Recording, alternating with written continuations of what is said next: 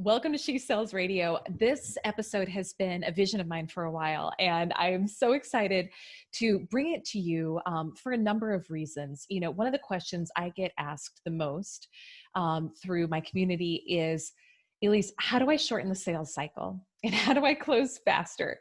And that is one of the things that for me, I've always felt like, and I've shared this pretty openly in my trainings and on my social, like, I feel like I'm really good at building rapport, generating leads. It's kind of one of my superpowers.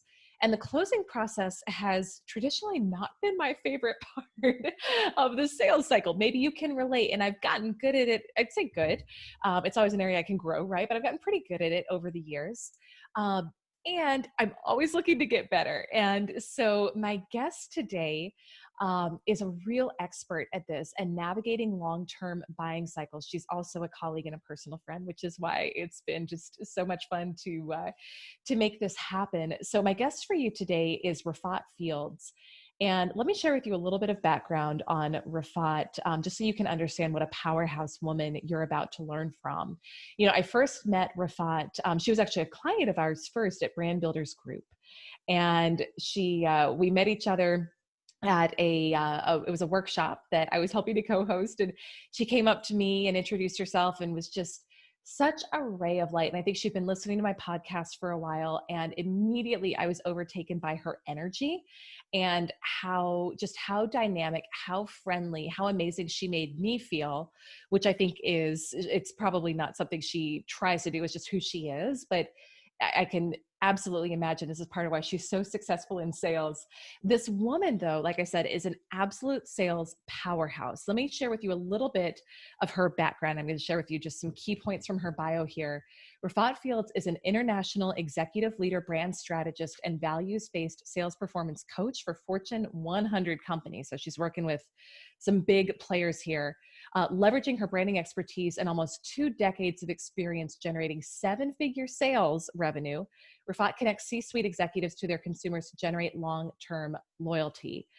She's the founder of Power to Rise Consulting.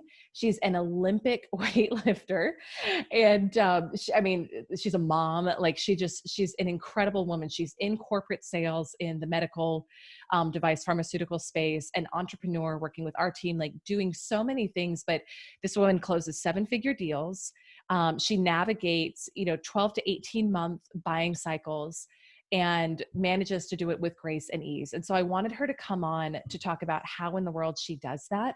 So she shares some advice that I haven't heard before that's really, really useful, that's going to help you, whether you're trying to close $1 million deal or maybe it's a lower deal, but it does involve more of that consultative sales process.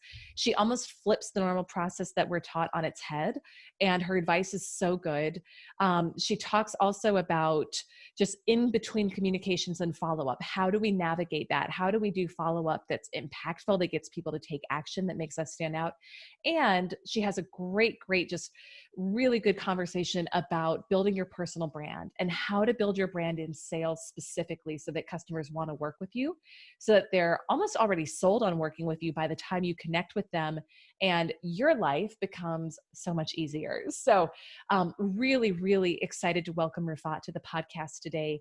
I will also remind you, we've kicked off our weekly sales accelerator. And as I record this, we had the first training this week. It was so much fun. So many just cool, dynamic women, sales leaders, business owners who are coming on and learning how to sell powerfully as a woman.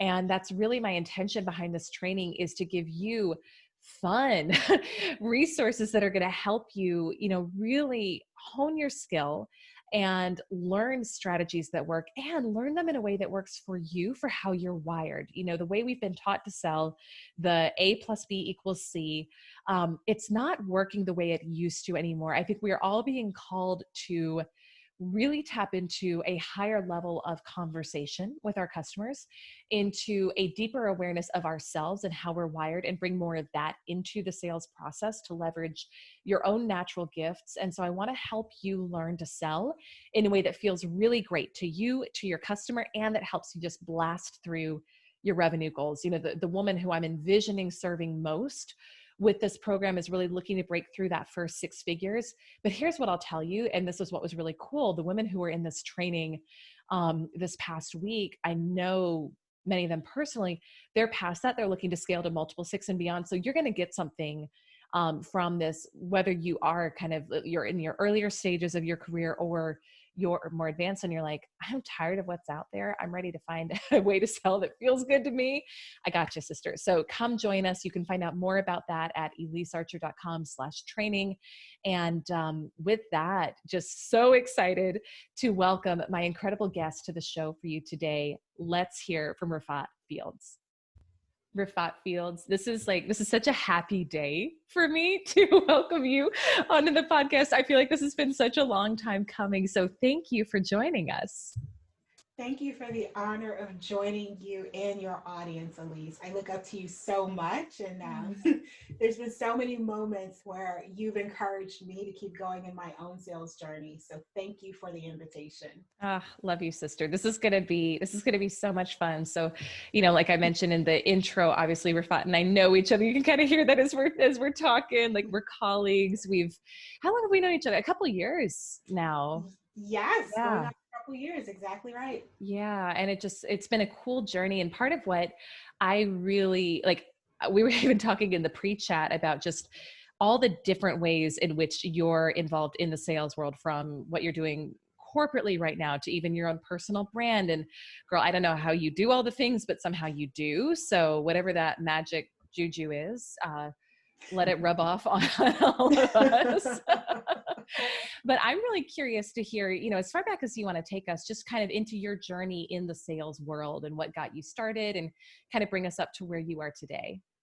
Oh, I won't bore your audience with all the details, but know that I grew up in the sales industry. It was literally the very first job out of college. In fact, I did a sales internship during my MBA program. So medical device, pharmaceuticals is my vertical, it's my industry. And I have essentially worked for 2 companies post-college with another internship company in there while studying. But I have gone very deep on this vertical and have done some iteration of a sales or marketing role my entire career. So yeah. Classically trained, studied, and executed. Wow. I'm curious just because you have spent so much time in this space, and part of my intention with this show is to help empower women to sell in a way that feels good to them. My own experience coming from corporate sales and then, doing all the programs, reading so many books, is that a lot of the training out there is it's extremely linear, and it tends to be designed by men with men in mind. Make X number of calls, X number of contacts. You'll have, this many whatever conversations, and then you'll spit out this many sales on the other side, which in theory is true and can work. I also found for myself, it felt very limiting. What's your experience been with that? Has it been kind of the same? Have you found that there's been more freedom and flexibility in the industries you're in? Just kind of tell us about what that experience has been for you. Excellent question. And to understand my journey, you have to appreciate that my very first role, I call them the military of pharmaceutical sales. Ooh. And what I mean by that description is their training program and curriculum is extremely robust. They have a multi-million-dollar just training facility that, trains every single rep that comes through that sales force. So it's very regimented. It's a very specific process. In fact, the entire training process takes 18 months to complete. Not many companies invest to that degree in their training curriculum. Wow. So the benefit of that coming out of college is it did give me a very solid infrastructure in which I was able to learn the fundamentals of selling from a very technical perspective. And what's also true is that it was very limiting in my ability to bring my full self into it. Mm. And so while it was a really good starting point, there came a point in my career where I realized that I wasn't tapping into my full potential because the way that those training programs and selling systems are designed, it is it doesn't allow for some of the soft skills or the things that you can't translate to on paper to come through. And what I found here in the later years of my selling career is that while that technical foundation has served me in terms of giving me a framework to process data and make decisions, sound decisions, it wasn't until I learned how to bring my intuitive selling skills to the forefront to be able to tap in and marry both that I was able to make truly transformative change and progress on behalf of my customers, which of course accelerated my financial business results. Ooh. So now you've got me curious. So can you give us an example of a time where you did maybe break the mold a little bit, or you tapped into your intuitive just gifts and skills to either close a sale that you were struggling to close, or maybe to serve a customer better, and it led to something else good on the other side? I'm really curious to hear about that.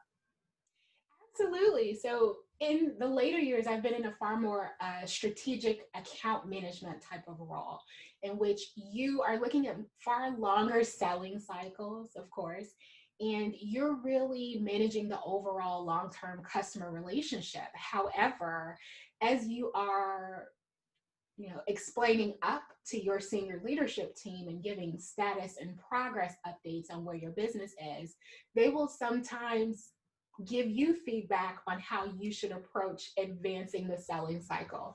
And so there are times where I will have to give them the historical landscape of what's going on with the customer. And based on, like everyone else, we've been trained on these traditional selling systems. What makes sense on paper may be approach A. But because I know the customer and I've been listening not only to what they're telling me, I've been watching their body language. I watch where they light up in the presentations and where they draw back and away from the table. And so I can pull apart and say, they're saying the problem is A, but I really know the problem is B. And so when we get into those leadership discussions on where to go next with the customer, there are times where I will stand my ground far more than I have done in the past of my career.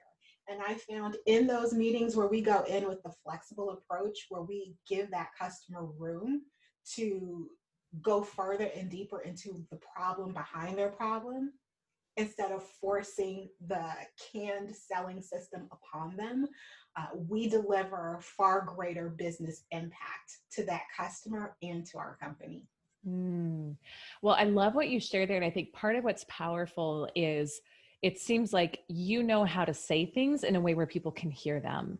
And I think, especially for a woman who maybe is in sales and she's working for somebody else, you have to almost know how to do that dance of really tuning into your own intuition to say, hey, I know that what would actually help advance the sale along is doing XYZ. However, that's not what corporate would tell me to do. However, I'm going to position my suggestions in a way where my leadership can hear it. So like you said, I know on paper this makes sense. However, here's X, Y, and Z reason why I'm going to suggest a different approach. So it's that the wisdom of knowing how to present what you want to do that may be a little bit against the grain, in a way where your audience can hear it. So I Yes, love that you and it's shared that. also, you know what else I've learned here very towards the end? Mm. You have to keep an eye on your multiple audiences. The Hmm. things that your leadership team needs to hear are the things that they need to be successful in advancing their own cycles internally. And sometimes that's very different than the language you use with your external customer. Hmm. So, again, it's bringing to bear those skills that you have as a salesperson and understanding how can you best serve the person you're selling in that moment.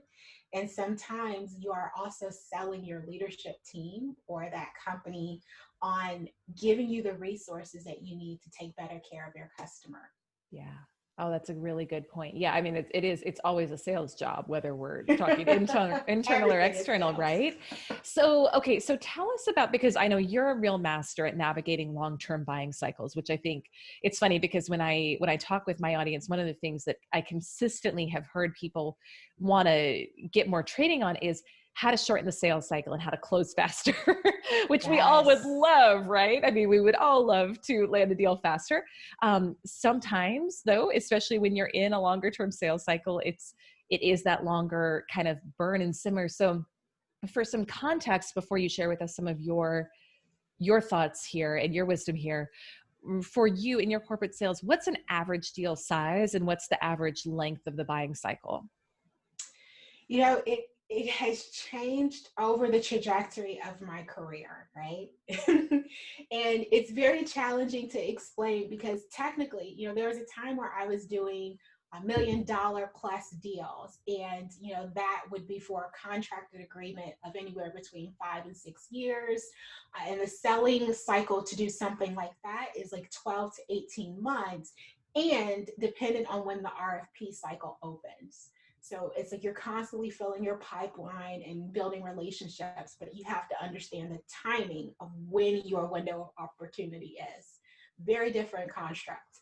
I've also done cycles where the average customer purchase is a lot lower.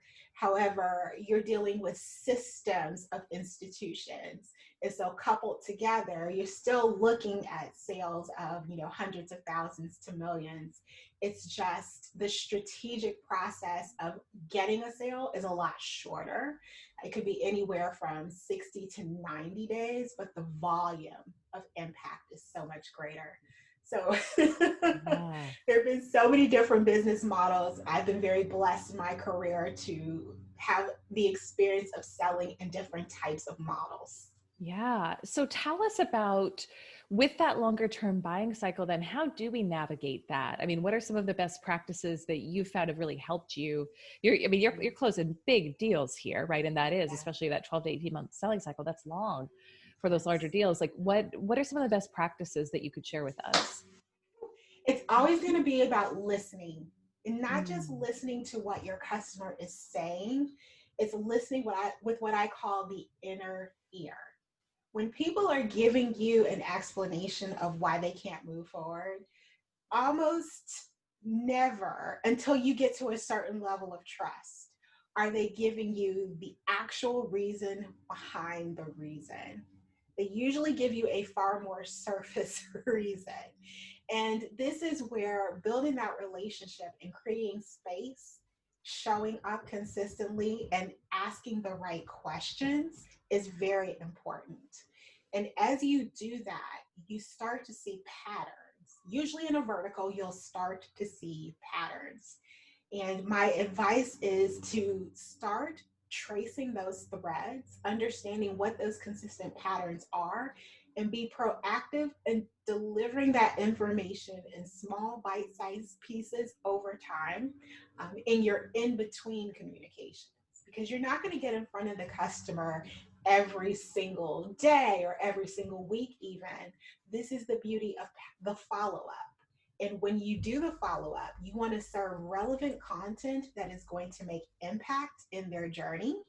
So, as you get to understand what those underlying reasons are, this is where you pull from to serve that content in your in between follow up communications. That's how you shorten the sales cycle.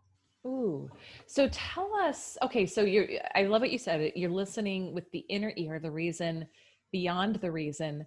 How, can you give us some examples of how might we phrase that if we're hearing someone say one thing and really we're pretty clear it's not what they're saying? Can you role play with us a little bit and share like how might we position that in a way that they can actually hear it? Absolutely. So, one of the things that, I'll give an example in working through a complex contract, because we all know when contractual sales are involved, one of the challenges you're almost always going to need to go through is T&Cs and legal, right? Mhm. Yep. Getting some internal buy-in, right?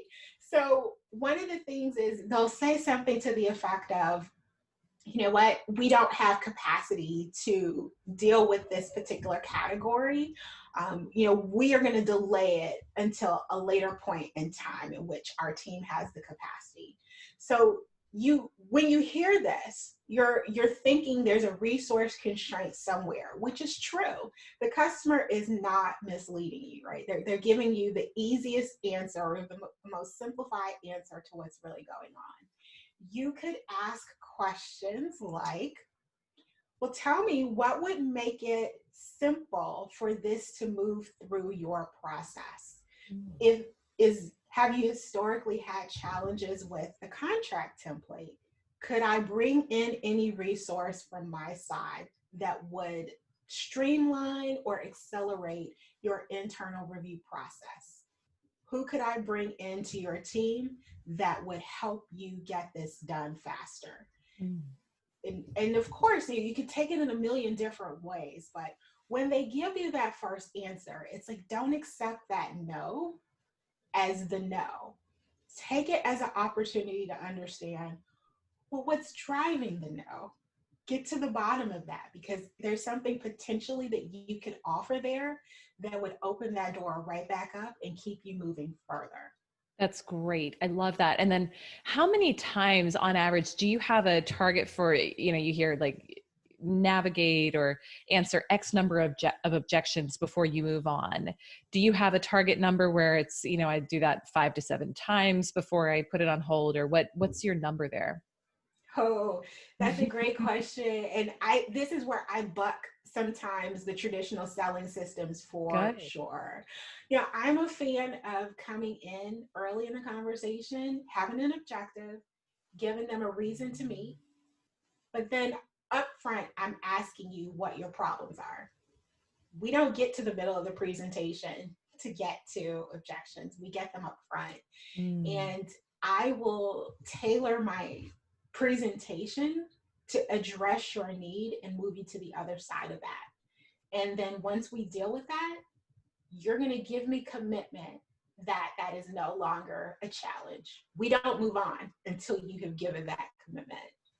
And then it becomes a question of, okay, now that we've addressed that, is there any other reason that you would have a hesitancy in moving forward to the next step? We take a very systematic approach of, you tell me what your challenges are, I address it, we move on. I'm not a big fan of going in with giving them like X number of features, X number of benefits, and then leading them to the objection, because I believe that that could take you down a lengthier cycle. I'd rather know what your concern is up front and start hitting it head on, and then moving into reasons to believe. Ooh, I like that. It's almost flipping it on its head, because I do think, I think back to a lot of my traditional training, the objection handling is one of the final steps typically that's taught. You're getting it all out on the table up front.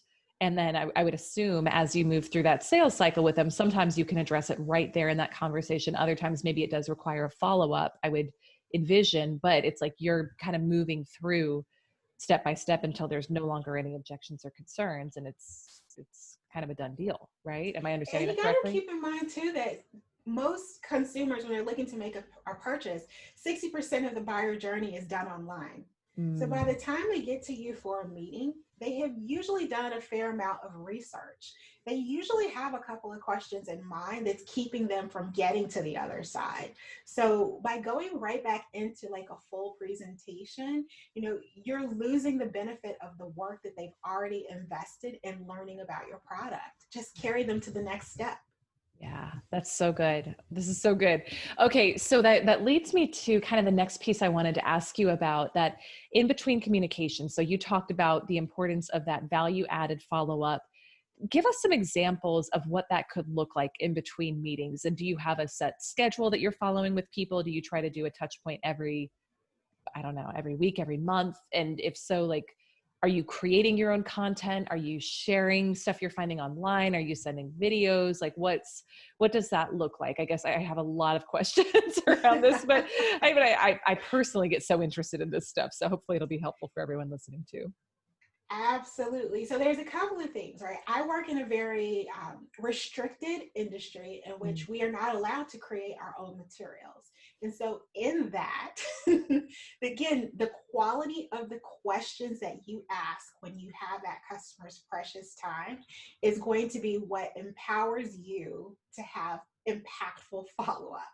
So if you understand exactly what their questions or concerns were, I'm like, if the customer tells me that training, like end user training, is their biggest pain point, you better believe I'm not going to just send them to the website and say, oh, we have all these resources, go download them for free.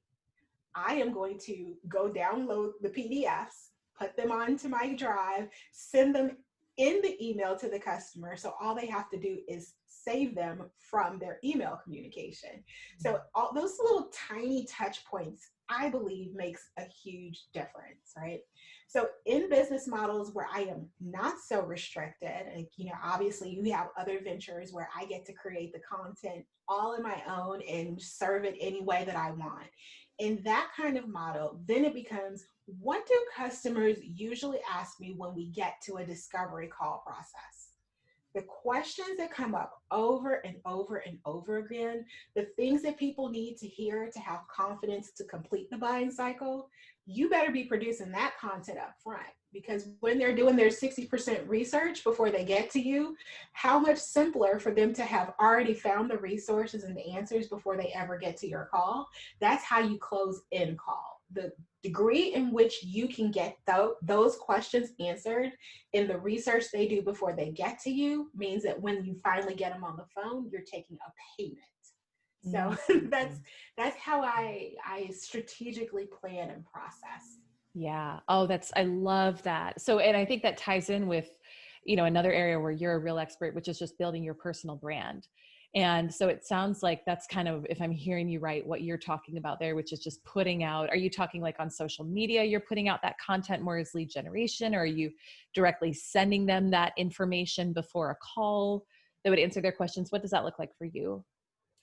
All of the above. If Yeah. it's inbounds within the rules in which you get to play by, there is no one thing. You do all the things. But the way you show up in one place needs to be consistent with how you show up everywhere. And so you don't know, you gotta think about your customer's journey. You don't know at what entry point they found you, right? So if you think about, in order to take a customer from aware, or a prospect from awareness all the way through actual purchase, there are 5 things that have to be checked off. You can't guarantee that, they came in through your website and they started at point A.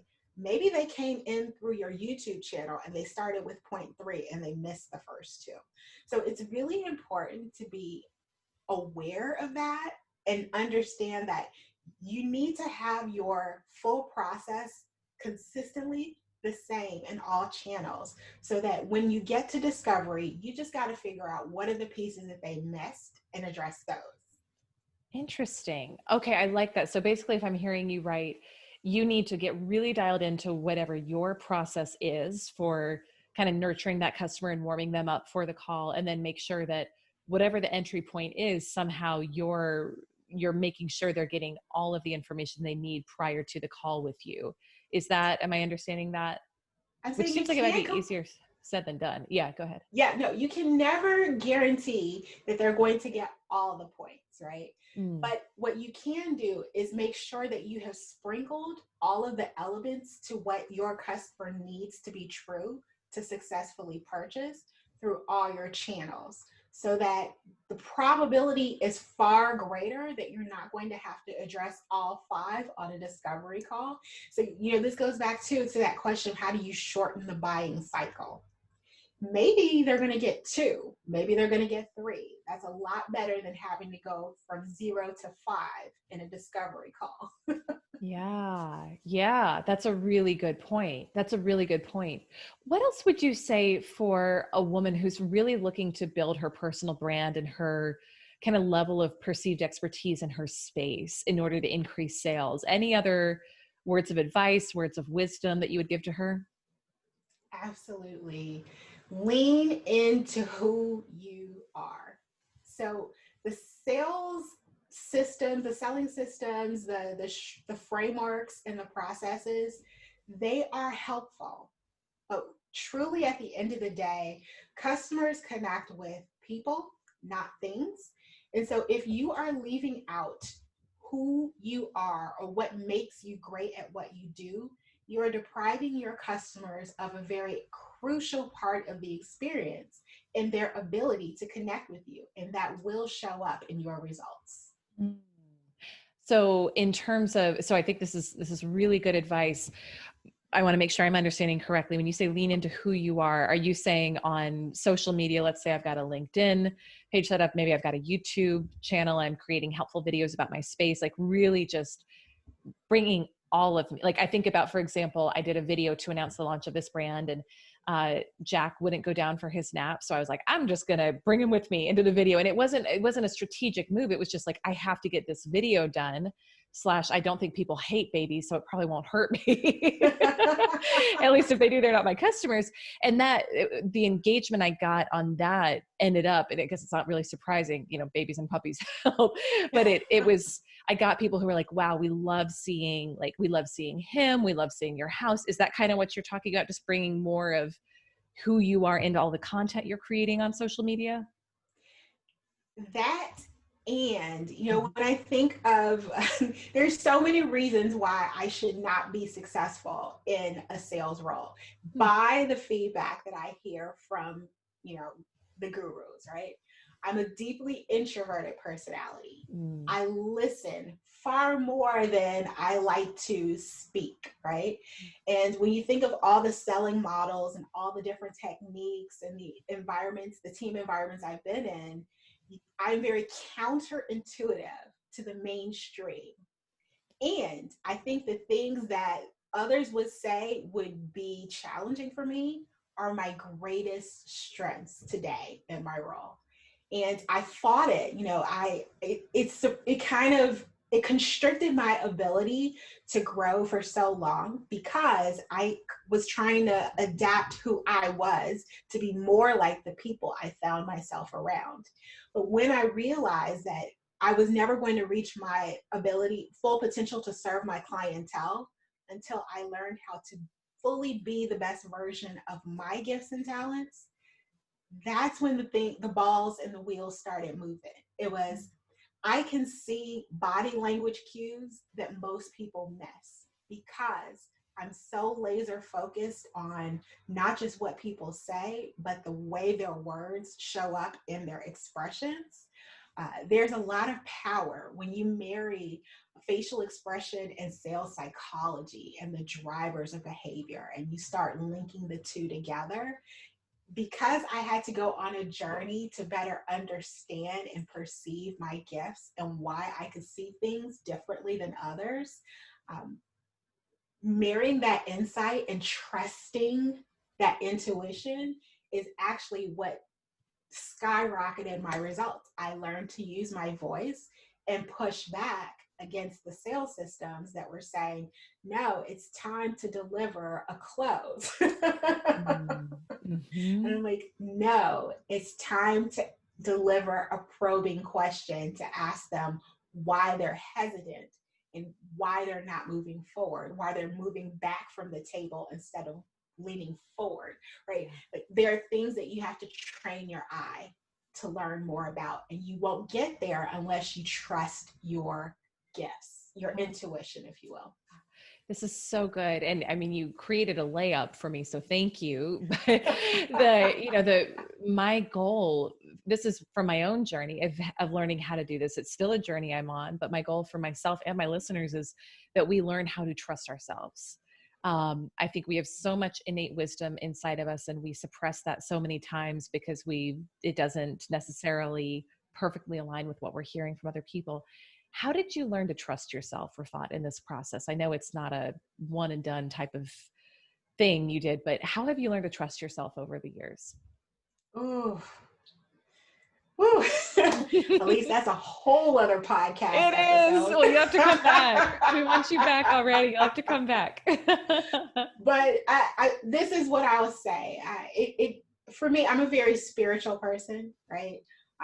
There is a point in my life where I became very disconnected. I became very focused on chasing external standards based on what others told me I needed to do to be successful.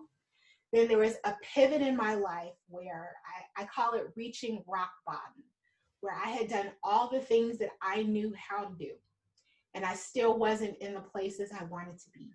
And the only thing I could do was surrender and be broken down and allow this process of understanding who was it that I was always designed to be, because she became so buried.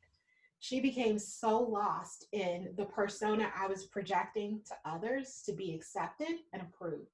So when I let go of all of that and I just surrendered control and said, you know what, this is who I am.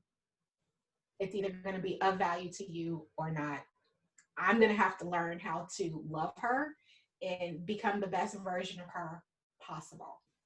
In that process is where I found my voice. It was a growth from the inside out, if you will. That's beautiful. That's beautiful. One other thing I do want to ask, because I think, and I'm hearing this, and I want everyone who's listening to you to hear this too. Have you ever taken improv classes?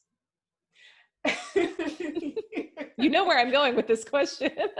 I have not taken them directly, and I'm in a coaching program that talks about language, and we use the techniques quite a bit. Yeah. So for everyone listening, I think this is part of why Rafat is so good at what she does. You'll notice as I've asked these questions, if she has something that maybe normally someone would say, no, Elise, that's actually not what I meant.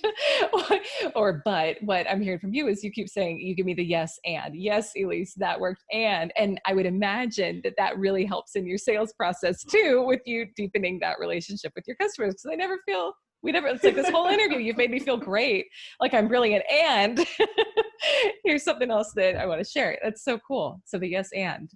Yes. I proactively manage negations, and that's part of the story work training that I've done. Absolutely. I love that. Oh my gosh, Rafat, I love you so much. We will have you back if you're open to it, because I do want to hear more about that, the journey you mentioned of learning to trust yourself. I think it's, for many of us at least, I think it's a matter of kind of time in our lives before we all kind of reach that point where we're like, I got to do something different. What I'm doing isn't working for me. And so I want to hear more. We want to hear more about that. And we'll bring you on for another interview if you're open to it. This has been so just helpful and impactful. And man, thank you. Tell everyone. So I know you've got a cool opportunity where people can connect if they want to talk with you about getting some support on the personal branding side. So tell us a little bit about where people can connect with you, where they can find you on social, all the things, and then we'll wrap up. Well, first of all, thank you, Elise. You know, you are a woman I greatly admire in my own journey in learning how to bring your full power into the world and serve others and, build your brand. So for those who are interested in learning more about the techniques and the strategy to launch your brand or use it to enhance the company that you're building, you can take advantage of a free brand strategy call by going to freebrandcall.com/RF. And I am on social media. The best place to find me is LinkedIn, but you can find me in all the places at Rafat Fields. Thank you. Yeah. And definitely follow Rafat. I mean, you've got so much good content that's going out, especially for leaders in the sales space and corporate leaders, and all about sales, building your personal brand, empowerment. Like there's so much good stuff, and I see you everywhere. So you are someone who I love following and love seeing your content come out. And again, just so much fun having you on. Thank you, my friend. So much love to you, and we will talk to you soon. Same here, Elise. Take beautiful time. Thank you so much for having me with your audience.